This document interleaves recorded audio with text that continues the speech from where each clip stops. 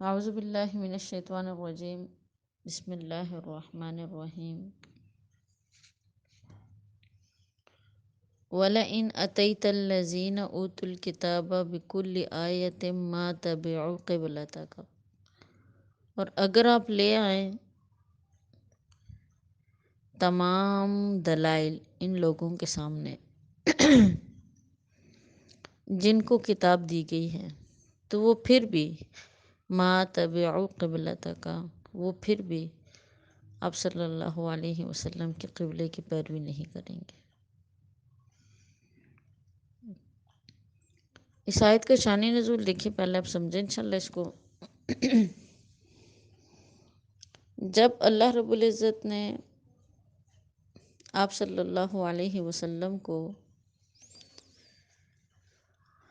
بیت المقدس سے کعبۃ اللہ کی طرف منہ کر کے نماز پڑھنے کا حکم دیا، تو یہود اور نصارہ نے آپ صلی اللہ علیہ وسلم سے یہ کہا کہ آپ کے پاس کیا دلیل ہے کہ بیت اللہ قبلہ ہے؟ ہمارے پاس سامنے کوئی دلیل پیش کرو، کیسے آپ نے یہ قبلہ چھوڑ دیا، بیت المقدس کیسے چھوڑ دیا؟ تو کہتے اس کے جواب میں اللہ پاک نے آیت نازل کی۔ اس آیت میں اللہ پاک نے واضح طور پر فرمایا کہ وَلَئِنْ أَتَيْتَ الَّذِينَ أُوتُوا الْكِتَابَ بِكُلِّ آیَةٍ مَا تَبِعُوا قِبْلَتَكَ، اے میرے حبیب آپ پریشان نہ ہوئے، اگر آپ ان لوگوں کے سامنے لے آئیں تمام دلائل، تو بھی وہ آپ کے قبلے کی پیروی نہیں کریں گے۔ اور ساتھ ہی فرمایا، یعنی ضد اور حسد کی وجہ سے، ساتھ ہی فرمایا وَمَا أَنْتَ بِتَابِعٍ قِبْلَتَهُمْ، اور نہ آپ پیروی کرنے والے ہیں ان کے قبلے کی۔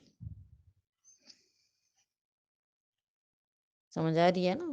نہ آپ ان کے قبلے کی پیروی کرنے والے ہیں، نہ وہ آپ کی بات ماننے والے ہیں۔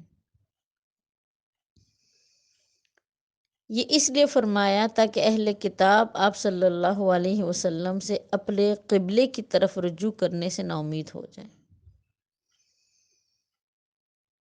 اس لیے کہ دیکھیں یہود اور نصارہ میں بھی ہر ایک کا جو فریق تھا نا، یہ الگ الگ ان کے قبلے تھے۔ تو اس لیے قرآن نے کہا کہ وَمَا أَنْتَ بِتَابِعٍ قِبْلَتَهُمْ، آپ بھی ان کی بات ماننے والے نہیں ہیں، ان کے قبلے کی پیروی کرنے والے نہیں ہیں۔ وَلَئِنِ اتَّبَعْتَ أَهْوَاءَهُمْ مِنْ بَعْدِ مَا جَاءَكَ مِنَ الْعِلْمِ، اور اگر آپ ان کے خواہشات کی اتباع کریں گے حالانکہ آپ کے پاس علم نبوت آ چکا ہے، إِنَّكَ إِذًا لَّمِنَ الظَّالِمِينَ، تو اے میرے حبیب اس وقت آپ کا شمار بھی ظالموں میں سے ہوگا۔ تو دیکھیے میری بہنوں، الفاظ پر ذرا غور کیجئے گا۔ اللہ پاک نے اس دنیا کو جو وجود دیا ہے نا، وہ آپ صلی اللہ علیہ وسلم کی وجہ سے ہی دیا ہے۔ اللہ نے جو انسانوں کو وجود دیا ہے، مخلوقات کو، انسانوں کو بنایا ہے، تو اس کے پیچھے اصل میں جو راز تھا نا، وہ حبیب مصطفیٰ صلی اللہ علیہ وسلم کا راز تھا۔ لیکن پھر بھی اس آیت الفاظ پر آپ غور کریں کہ اللہ پاک فرما رہے ہیں کہ اے میرے حبیب، اگر آپ ان لوگوں کے خواہشات کی اتباع کریں گے، حالانکہ ہم نے آپ کو علم نبوت جیسے عظیم مقام سے سرفرازہ ہے، تو اس وقت آپ کا شمار بھی ظالموں میں سے ہوگا۔ اللہ کے حبیب ہے، لیکن دیکھیں الفاظ کتنے سخت ہیں۔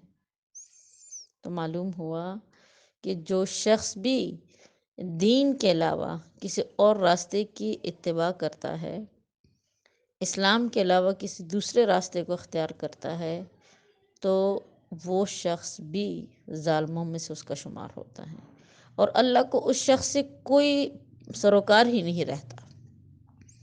اگر اتنے سخت الفاظ آپ اپنے مطلب حبیب کے لیے فرما رہے ہیں، تو پھر خود سوچیں، عام انسان تو کسی کھاتے میں ہی نہیں ہے، ہمارا تو کوئی مطلب ہم تو کسی چیز میں بھی نہیں، ہم تو بہت ہی گناہگار ہیں، بہت نافرمان ہیں۔ تو پھر آپ خود سوچیں ہمارا انجام کیا ہونا ہے۔ تو اس لیے اللہ پاک نے اپنے ہر حکم کو انسان کو خواہش نفس پر ترجیح دی ہے کہ اگر تم میری مان کے چلو گے انسان تو تم ہمیشہ کامیاب ہوگے، تم ہمیشہ خوش ہوگے، تمہیں میں دنیا میں بھی سکون عطا کروں گا، تمہاری آخرت بھی کامیاب ہوگی۔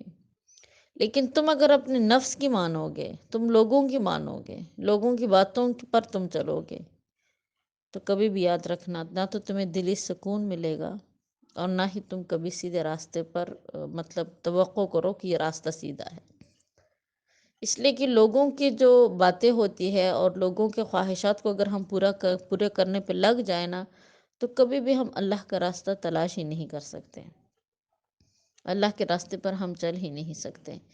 تو یہی حکم اللہ کے پیغمبر صلی اللہ علیہ وسلم کو بھی دیا گیا ہے کہ اے میرے حبیب، اگر آپ بھی ان لوگوں کی خواہشات پر چلیں گے، یعنی آپ ان کی بات مانیں گے، آپ ان کے سامنے مطلب ان کی خواہش پر چلیں گے، جو ان کی چاہت ہے اس کو آپ مان لیں گے، اس پر چلیں گے، تو یاد رکھنا اِنَّكَ إِذًا لَّمِنَ الظَّالِمِينَ، اے میرے حبیب آپ کا شمار بھی کس میں سے ہوگا؟ ظالموں میں سے ہوگا۔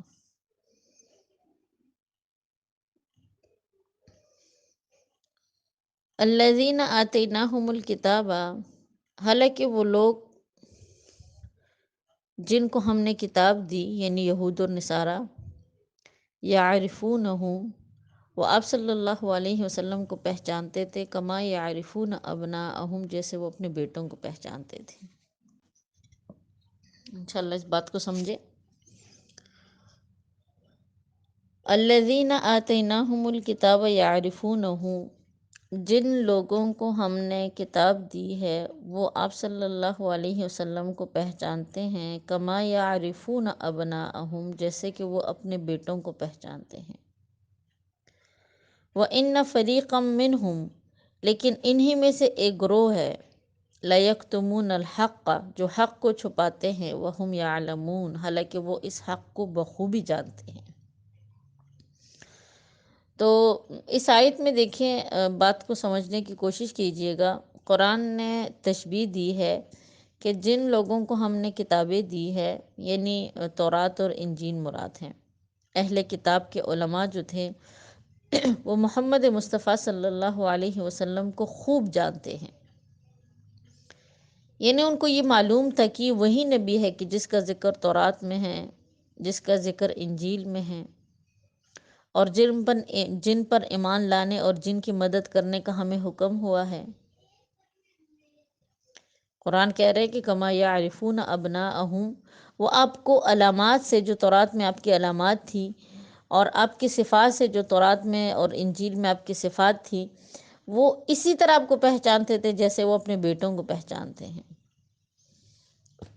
دیکھیں یہ تشبیہ اس لیے دی ہے کہ اپنا بیٹا جو اپنے گھر میں پیدا ہو وہ کسی طرح مخفی نہیں رہ سکتا۔ تو اسی طرح آپ صلی اللہ علیہ وسلم کی صفات اتنی زیادہ تھی تورات اور انجیل میں کہ جو شخص حضور کی نبوت کا انکار کرتا ہے تو اس کا مبنی صرف اور صرف حسد، ضد اور عناد ہے۔ اور وہ سب جانتے تھے کہ آپ نبی برحق ہیں۔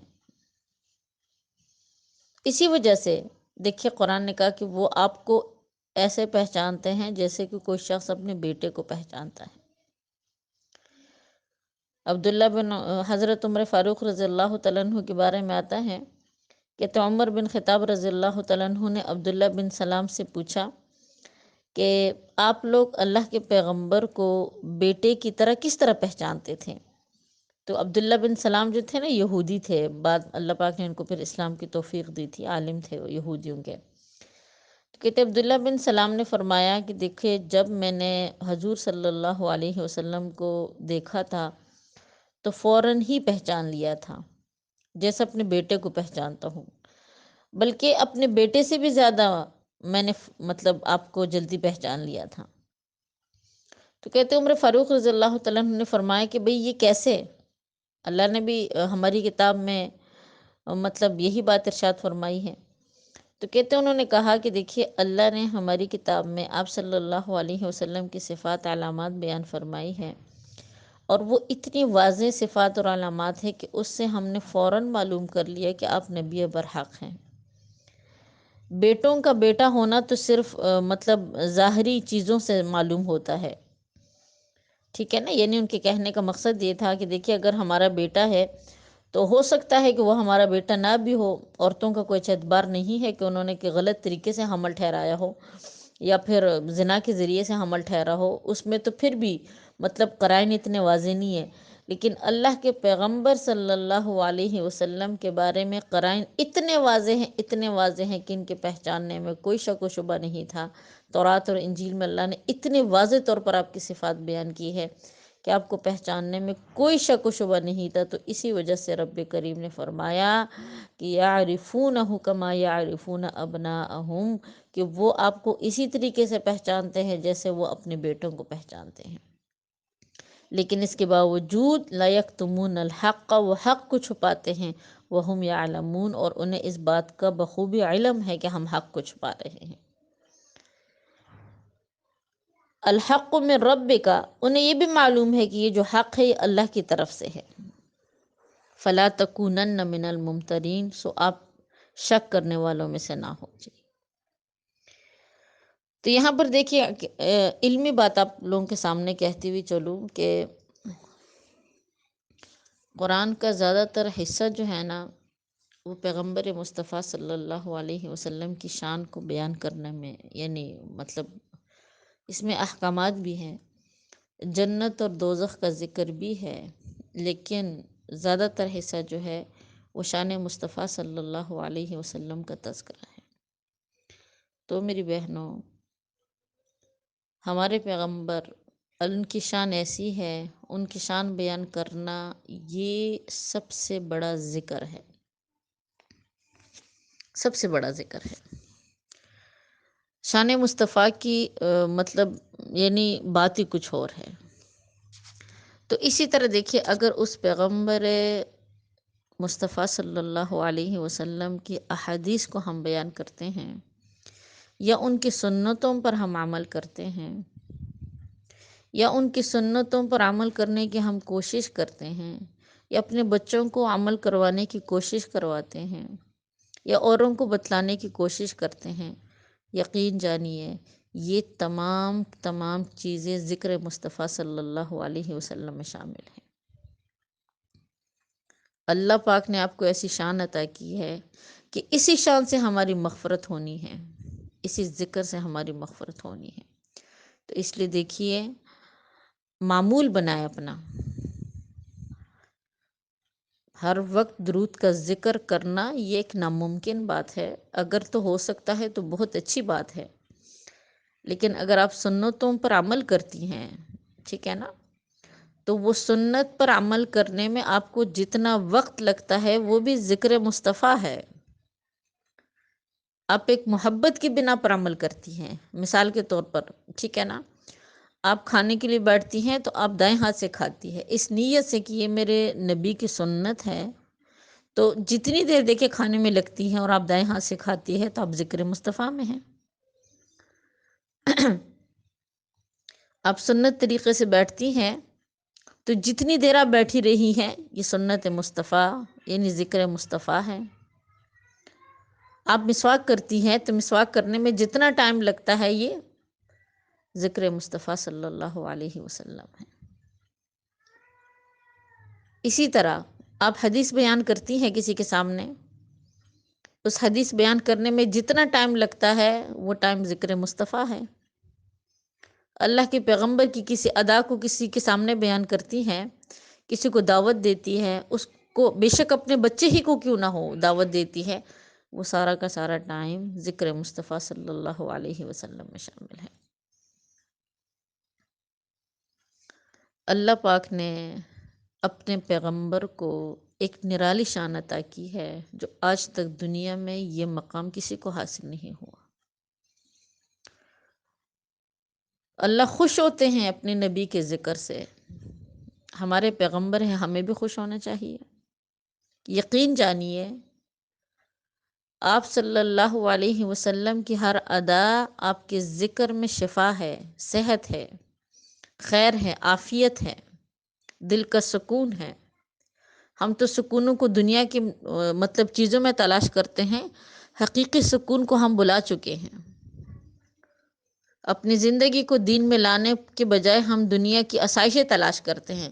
ہم یہ سمجھتے ہیں کہ شاید دنیا کا جو پیسہ ہے، دنیا کی جو عیش و عشرت ہے، یا دنیا کا جو سکون ہے، یہی مطلب اصل سکون ہے۔ لیکن یقین جانیے، جن لوگوں کے پاس یہ آسائشیں ہیں، آپ ان سے جا کر ذرا پوچھئے کہ کیا آپ لوگوں کی زندگی میں سکون ہے؟ اللہ اکبر! اللہ اور اللہ کے پیغمبر کے ذکر کے علاوہ سکون کہیں پہ بھی نہیں ہے، کسی رشتے میں نہیں ہے،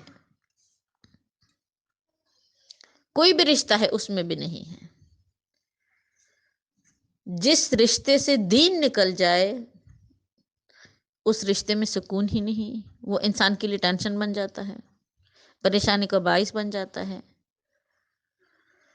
تو صرف تفسیر پڑھ لینا مقصد نہیں ہے، اصل مقصد ہے اس حبیب کے ساتھ ایک قلبی تعلق ہونا چاہیے، ایک محبت ہونی چاہیے۔ ایسی محبت اللہ پاک ہم سب کو عطا کرے، ہر وقت ہمیں پیغمبر مصطفیٰ صلی اللہ علیہ وسلم کی شان کو بیان کرنے کی توفیق عطا کرے، ان کی سنتوں پر عمل کرنے کی توفیق عطا کرے، کثرت سے درود کا ذکر کرنے کی ہم سب کو رب کریم توفیق عطا کرے۔ تو انشاءاللہ دیکھیے بات لمبی ہو گئی، یہاں سے آگے پھر فرمایا گیا ہے کہ وَلِكُلٍّ وِجْهَةٌ هُوَ مُوَلِّيهَا، اور ہر ایک کے لیے ایک سمت ہے کہ جس کی طرف وہ منہ کرتا ہے۔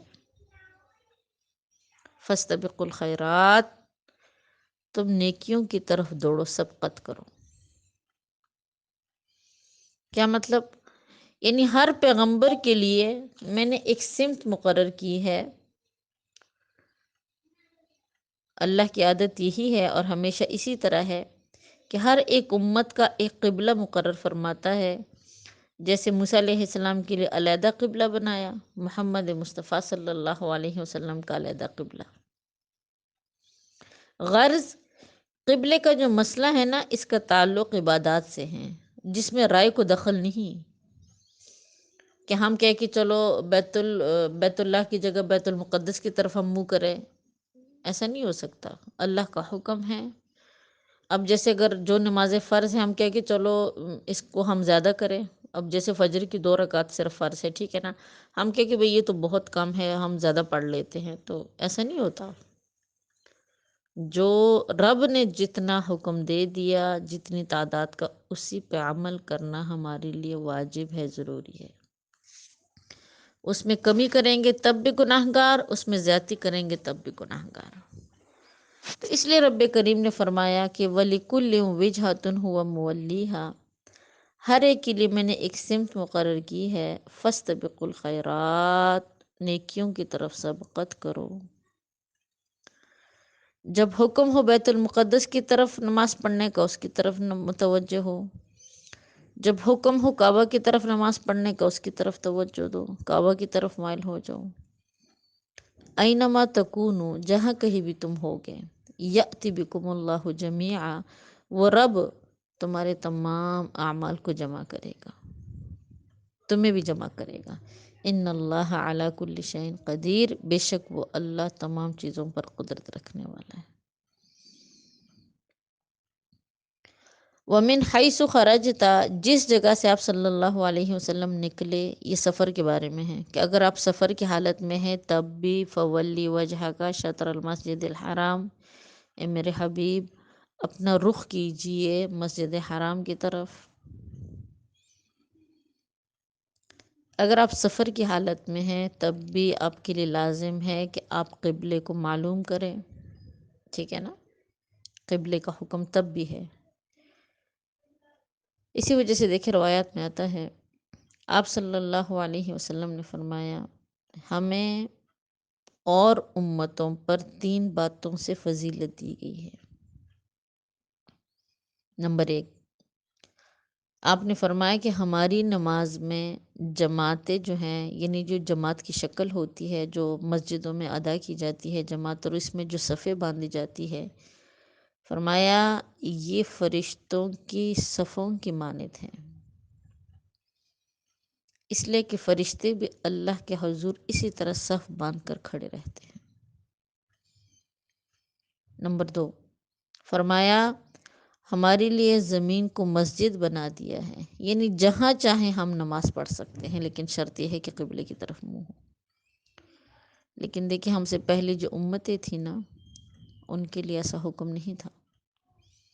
وہ صرف مخصوص اپنی عبادت گاہ میں نماز پڑھ سکتے تھے، لیکن اس کے علاوہ وہ مطلب جسے کسی اور جگہ پر ہو تو وہ نہیں کر پڑھ سکتے تھے۔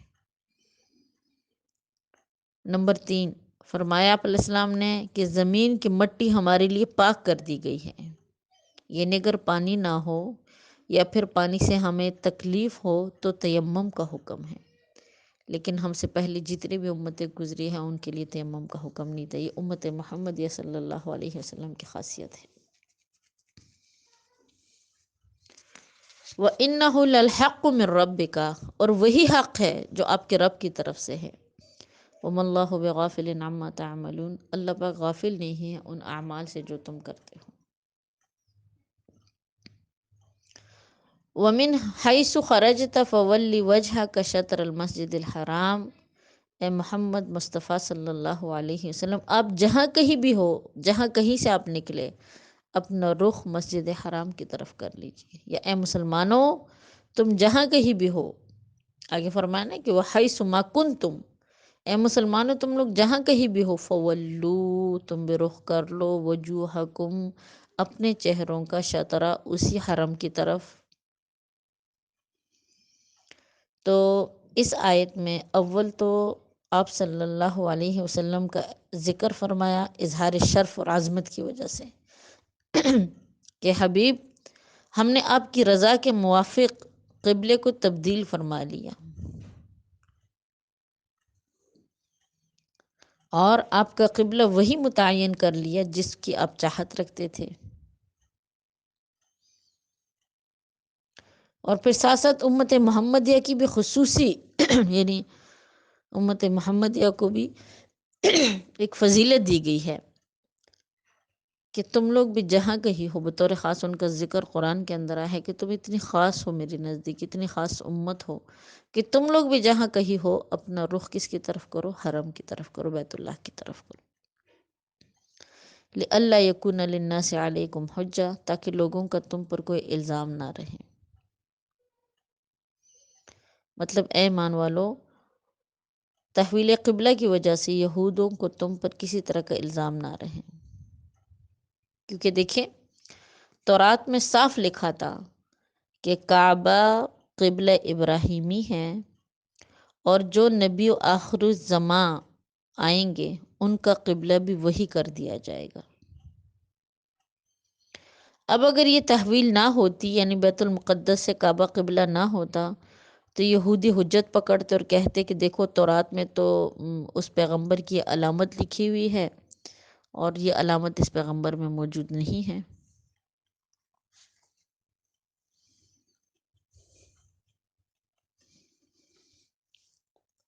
سمجھ آ رہی ہے نا؟ اس لیے کہ تورات میں یہ بھی بات لکھی تھی کہ وہ جو پیغمبر ہے نا وہ قبلتین ہوگا، اس کی ایک علامت یہ بھی تھی، وہ دونوں قبلوں کی طرف رخ کر کے نماز پڑھے گا۔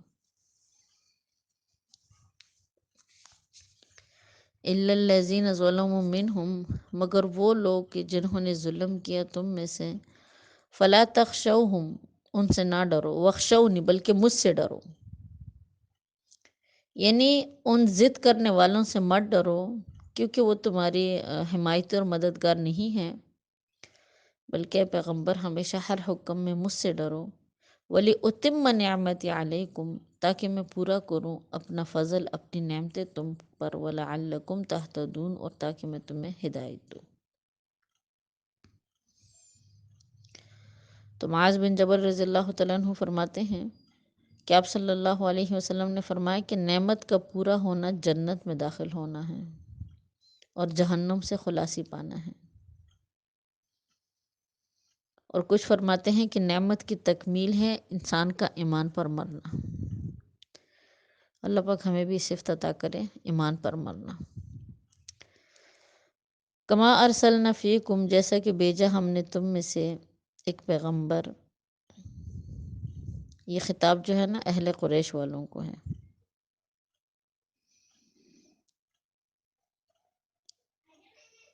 کیونکہ دیکھیں ابراہیم علیہ السلام کو اللہ رب العزت نے جب فرمایا تھا کہ ابراہیم ہم تمہیں امام بنائیں گے، تو کہتے اس وقت ہم پیچھے پڑھ کر آئے ہیں، ابراہیم علیہ السلام نے عرض کیا تھا اے اللہ میری اولاد میں سے بھی امام بنائیے، تو ان کی یہ دعا قبول ہوئی۔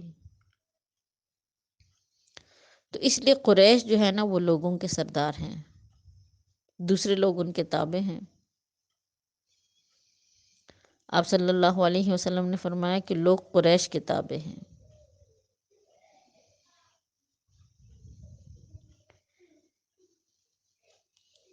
اسی طرح حضرت ابراہیم علیہ السلام نے پھر اللہ سے بھی دعا مانگی تھی کہ یا اللہ آخری نبی میرے اولاد میں سے کر دیجیے۔ انہوں نے پہلے ہی یہ دعا مانگی تھی کہ اے اللہ وہ پیغمبر، وہ رسول جو لوگوں کو قرآن کی تلاوت کرواتا ہو اس کو میرے اولاد میں سے کر دیجیے، تو اللہ پاک نے ان کی یہ دعا قبول کر دی۔ تو یہاں پر اسی چیز کا ذکر ہے کہ کما ارسلنا فیکم، جیسے ہم نے بھیجا تمہارے درمیان، رسولاً وہ رسول، منکم تم میں سے، یتلو علیکم آیاتنا، اس رسول کی زندگی کا سب سے پہلا مقصد ہے تلاوت قرآن، وَيُزَكِّيكُمْ، اور اس کی زندگی کا دوسرا مقصد ہے تزکیہ نفس، باطن کا یعنی اندرونی جتنی بیماریاں ہوتی ہیں نا، روح کی بیماریاں، ان کا علاج، حسد، بغض، بدگمانی، ان چیزوں کا۔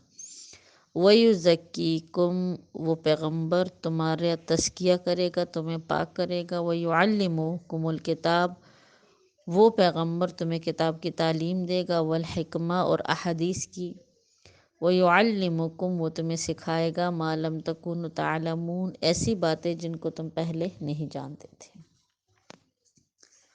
تو یہ مقاصد اس سے پہلے بھی گزرے ہیں، یہاں پر پھر آ گئے ہیں۔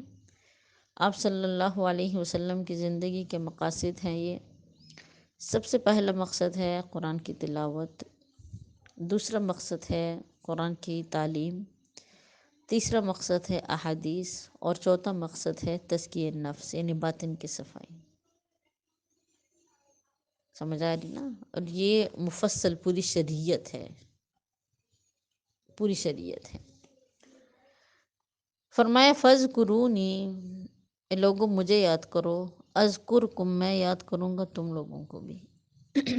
جو اللہ کو یاد کرتا ہے اللہ اس کو یاد رکھتا ہے۔ فَاذْكُرُونِی اذکرکم، مجھے یاد رکھو میں تمہیں یاد رکھوں گا۔ حضرت عبداللہ بن عباس رضی اللہ تعالیٰ عنہ فرماتے ہیں کہ آپ صلی اللہ علیہ وسلم نے فرمایا کہ فَاذْكُرُونِی اذکرکم کے بارے میں مطلب میں نے اللہ کے پیغمبر سے پوچھا تو آپ نے فرمایا کہ اللہ فرماتا ہے کہ بندو تم مجھ کو میری عبادت سے یاد کرو، یعنی میری عبادت کرو، میں تمہیں مغفرت سے یاد رکھوں گا، یعنی میں تمہارے گناہوں کو معاف کر دوں گا۔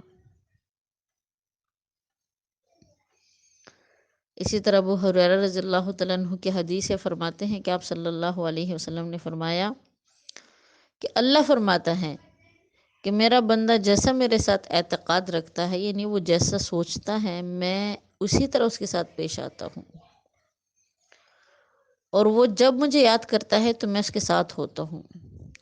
اگر وہ مجھے اپنے جی میں یاد کرتا ہے تو میں بھی اپنے جی میں یاد کرتا ہوں، اور اگر مجلس میں یاد کرتا ہے تو میں اس سے اچھی مجلس یعنی فرشتوں کی مجلس میں یاد کرتا ہوں، اور اگر وہ میری طرف ایک بالش بھر کر آتا ہے تو میں ایک ہاتھ اس کے قریب جاتا ہوں، اور اگر ہاتھ آتا ہے تو میں یعنی اس کی طرف چل کے جاتا ہوں، اور اگر وہ میری طرف چل کر آتا ہے تو میں اس کے پاس دوڑ کر جاتا ہوں۔ سمجھ آ رہی ہے نا؟ اسی طرح دیکھیے حدیث میں مزید ذکر کے فضائل آئے ہیں کہ آپ صلی اللہ علیہ وسلم نے فرمایا کہ ہر آدمی کے دل میں دو خانے ہیں، ایک میں فرشتہ رہتا ہے اور دوسری میں شیطان۔ جب آدمی اللہ کا ذکر کرتا ہے تو شیطان ہٹ جاتا ہے، اور جب ذکر سے غافل ہوتا ہے تو شیطان اپنی چونچ اس کے دل پر رکھتا ہے اور اس کو بہکاتا ہے۔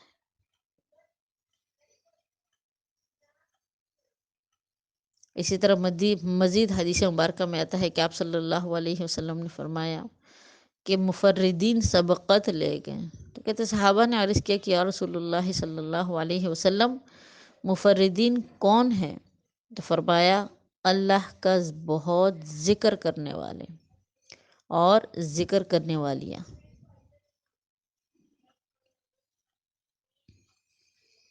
اللہ کا ذکر کرنے والے اور ذکر کرنے والیاں۔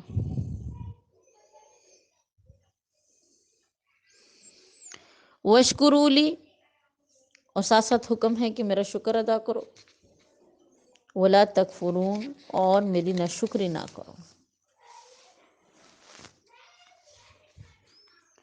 میرا احسان مارو، یعنی میری نعمتوں کا، مثلاً آپ صلی اللہ علیہ وسلم کے بھیجنے کا، ہدایت دینے کا، تمہارے دل کے اندر نیکی کی توفیق ڈالنے کا، تمہارے اندر نیک کام کرنے کا جذبہ ڈالنے کا، ان چیزوں پر میرا شکر ادا کرو۔